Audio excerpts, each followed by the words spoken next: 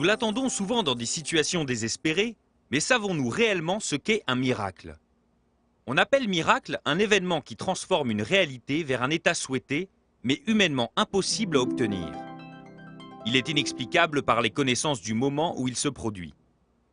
On l'attribue alors à un pouvoir qui transcende les capacités de la nature, en lien ou non avec une croyance religieuse.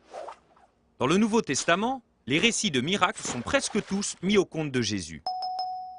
Dans les évangiles de Marc, Luc et Matthieu, ils sont plutôt évoqués en termes de puissance, alors que Jean nous parle des signes ou des œuvres de Jésus. Mais attention, les miracles peuvent faire l'objet de malentendus.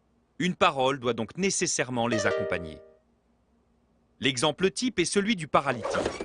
Jésus commence par lui pardonner ses péchés, puis accomplit un miracle pour attester l'autorité de son pardon. Pour vous montrer que le Fils de l'homme a sur la terre le pouvoir de pardonner les péchés, je te le dis, lève-toi et marche. Les miracles ont une double caractéristique. C'est Jésus qui les accomplit en personne, sa puissance divine est à l'œuvre, et il le fait toujours au service des hommes et des femmes. Le salut reste l'objectif principal. Il crée ainsi avec l'humanité une relation singulière qui vise à faire le bien et en même temps à susciter ou conforter la foi. Enfin, par ses gestes, Jésus annonce le royaume qui vient. Tous les miracles du Christ, comme ceux d'avant et d'après lui, tirent leur pleine signification de sa résurrection. Au long de son histoire, le christianisme a toujours été accompagné de ces interventions surnaturelles.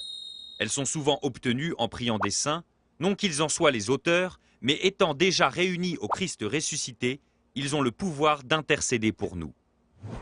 L'Église, quant à elle, très prudente pour reconnaître le fait miraculeux, nous appelle à purifier notre foi de toute superstition, à ne pas nous servir de Dieu à nos fins, mais à le servir, confiant en la puissance de son amour miséricordieux.